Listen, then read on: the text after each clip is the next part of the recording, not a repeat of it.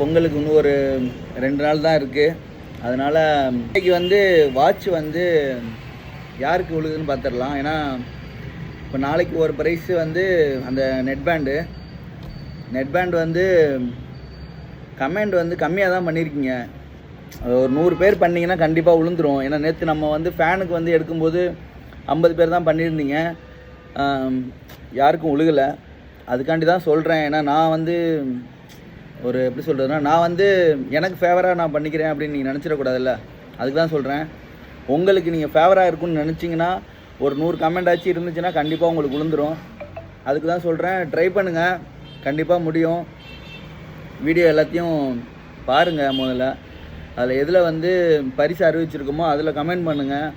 மறந்துடாமல் உங்கள் ஊரையும் மென்ஷன் பண்ணுங்கள். ஓகேவா? சரி, ஓகே, பாய். அடுத்த வீடியோவில் வந்து நான் இன்றைக்கி வந்து லைவ் போடலான்னு தான் இருக்கோம். ஏன்னா மில்டன் வந்து திருச்சிக்கு போயிட்டான். இருந்தாலும் லைவ் போடுவோம், மறக்காமல் வந்துடுங்க. ஏன்னா லைவில் தான் வந்து அந்த இதை வந்து யாருக்கு விழுதுன்னு பார்த்துடலாம். நேற்று மாதிரி தான் லைவில் வந்து 20 லைக் வந்துருச்சுன்னா நாங்கள் வந்து ஆரம்பிச்சிடுவோம். யாருக்கு அந்த இது விழுதுன்னு நம்ம ஸ்டார்ட் பண்ணிடலாம். ஓகேவா? பாய்.